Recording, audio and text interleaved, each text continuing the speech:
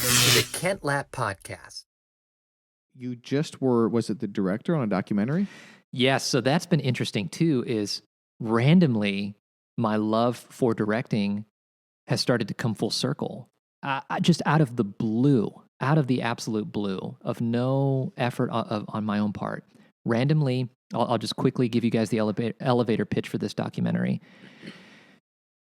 In Oak Ridge, Tennessee, outside of Knoxville, it was the birthplace and the origin of the nuclear era. In the 40s, during World War II, America needed a plot of land that was off the beaten path where they could enrich uranium and build the atomic bomb. So overnight, they erected a nuclear facility to essentially build the atomic bomb. But they needed a town to support the employees that worked there. So overnight, a school popped up, a grocery store, a post office, and they called it the Secret City. They called it the town no one's from because it was a response to World War II. Then, of course, World War II ended, the Cold War happened, and they continued to operate the facility at Oak Ridge well into, the 70s. But then in the 80s, the site was put on standstill, and then in 87, it was shut down. So everybody was faced with a critical decision. Do we fence up this facility and do we just kind of let it become a Chernobyl situation, where it damages the environment? And at one point, somebody in the documentary says, listen, in the 80s, it was one tornado away from being a massive environmental liability. Golly. And it was costing taxpayers tens of millions of dollars simply to maintain, just to keep it there. And it wasn't even doing anything. Or the other, possibility was, do we properly decommission it and give it back to the community? They ultimately decided on the latter.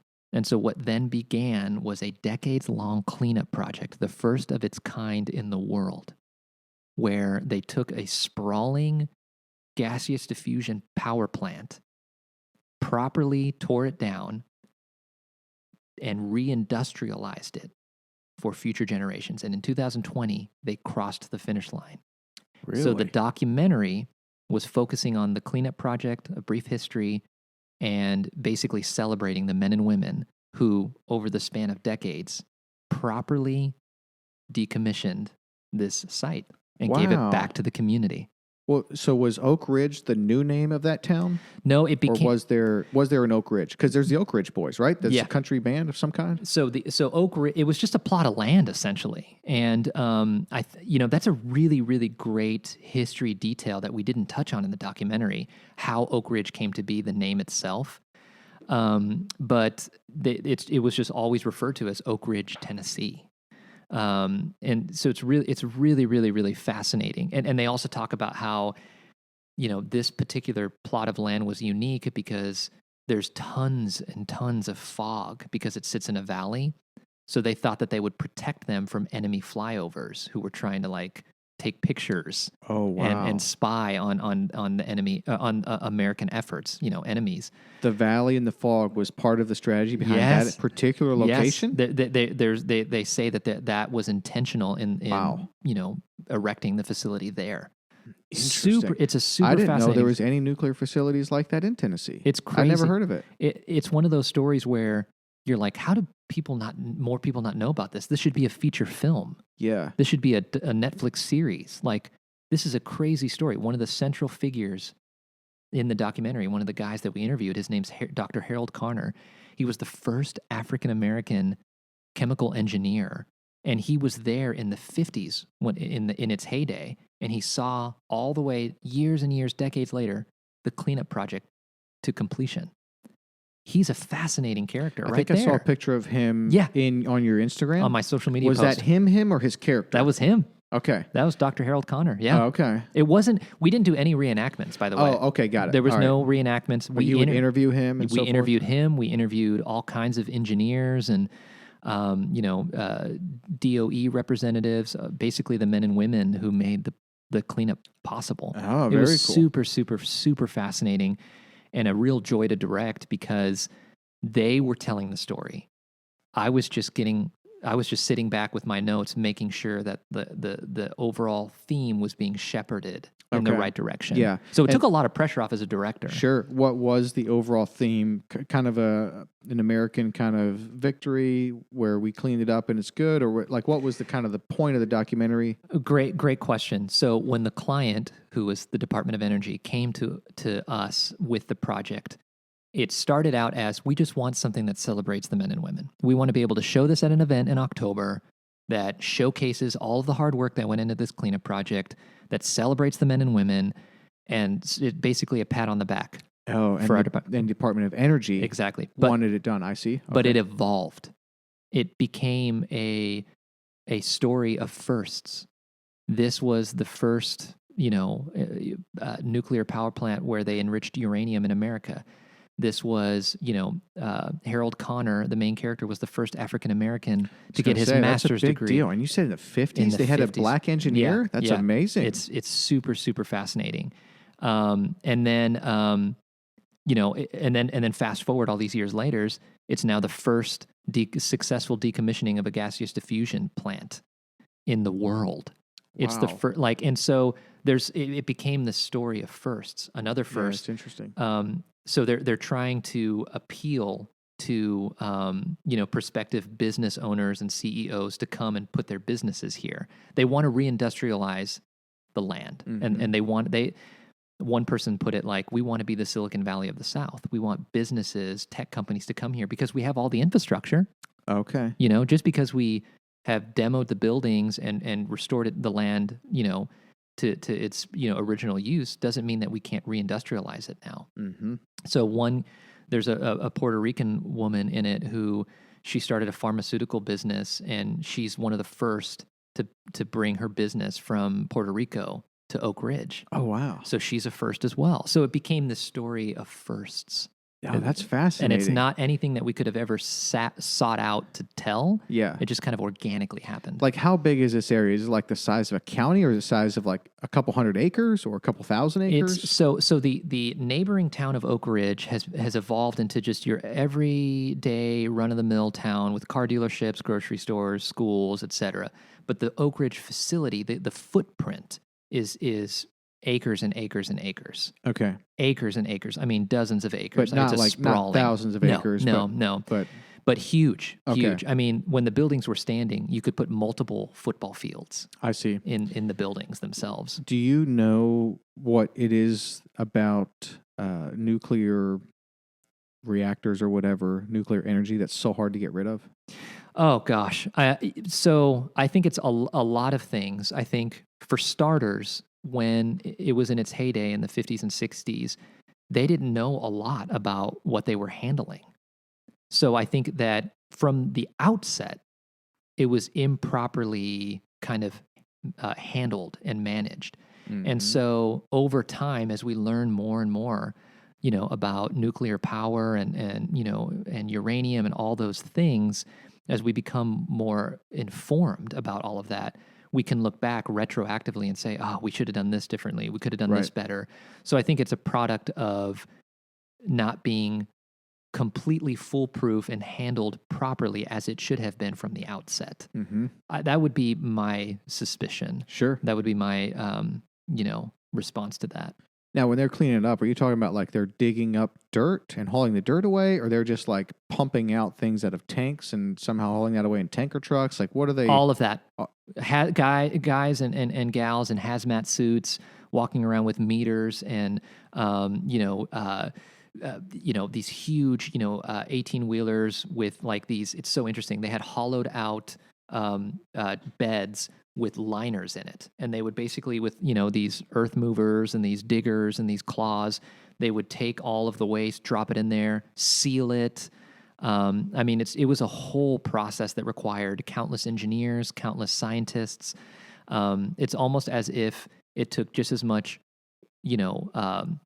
forward thinking to tear it down as it did to erect it, as it did to Yes. build all of the science. I believe that. You know, Is that the facility there? That's it right there. That's K25, the K25 site in its heyday. K25 site in its heyday. That's a nuclear site in Oak Ridge, Tennessee. Yep. It is in the valley. You can see that. The listeners can't see our TV right now. We're going to work on that, right, Andrew? So eventually this can be in That'd be picture awesome. on YouTube. Yeah. But for the listeners, they can't see it. But that is a big facility. But is that building blown up and gone, or is it that building's gone? In the documentary, you can see the footprint now where it was just completely demolished. Did they do that because the building was falling down, or because they had to, because it had nuclear all of that stuff because of attached to all it? of that? It was because it was constructed in haste. There was the structure and the foundation in certain parts weren't completely sound. I mean, it was an arms race when they were trying. Like trying to get us to the moon. Mm-hmm. You know, there was a ticking clock. Yeah. And so in their haste, there were just certain things that weren't done properly, and you could see that as years later, as it was starting to deteriorate. All of the areas in which it was becoming a liability. Yeah. Where do they take this stuff? That's a great question. I don't know, and no one ever outright said that. Oh yeah, yeah. So that's interesting. That's a really interesting piece because after they demolish certain aspects of it, they'll run countless tests. There's one, oh dude, this is crazy. There's one shot where they demoed a huge building, and they were just spraying water at it to combat the asbestos from like filtering up into the air. Yes. Oh wow. Yes. Wow. Which is really interesting. Yeah. But as far as like where it's now, I don't know, space? No, not space. Not space. The stuff floating around in space. I mean, is there any way to bury stuff under the ocean, do you think? I don't know. I mean, I wonder if there's a way to do that. That's super fascinating. And, this was the first documentary. This was my first foray into documentary filmmaking. And I learned a lot of lessons along the way. And that's definitely an interesting thing that should have been asked outright. Hey, Google that, Andrew, and see what you find there. Where did it go? Yeah, exactly. Because I don't know much about nuclear waste. I just know it's very, very toxic. Yeah. Like, I wouldn't move there. I'm sure they've got it cleaned up. I have some level of belief there. And then, but there's also a healthy amount of skepticism, probably. Yeah. Even as we were walking around with our camera and our crew, it's like, man, this is nerve-wracking. Yeah. Like, How long were you on site? It ended up being 2 weekends worth of filming. Okay. We ended up shooting around 11 hours of footage. And the documentary, it's a micro doc. It's a short doc. It ended up being 13 minutes. Oh, wow. So where can people watch this? So that's what's interesting about this.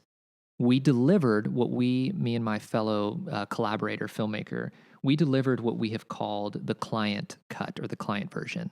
That is very heavy-handed with the look at what the men and women were able to do. Isn't this great? It's basically geared for the celebration event. Yeah, that it's happened. really for DOE. Exactly. Who was paying the bills. Which it doesn't feel, I will say I'm very pleased that it doesn't feel too corporate. It feels very cinematic in nature. However, in about a month, my buddy Chris and I are going to revisit the edit and tell the story that we want to tell with it, that we will then submit to Sundance Film Festival, South by Southwest. You have those rights? We actually we're going to get written approval. I already asked our DOE representative, hey, if we rework this and get your green light, can we submit this to festivals? And he was like, his name's Ben. He works in public relations. He was a huge champion for this project. He was like, dude, that's yes. Oh, wow. We just need to have final say on the cut and make sure it doesn't make us look bad or anything. But otherwise, submit away. You might get a film in Sundance. That would be incredible. That would be incredible. That's the dream. I feel like it's the kind of story that people just have to hear, have to see. Like, exactly. I feel like it's lightning in a bottle. I really do. I really do. Did you find where they took it, Andrew, or no?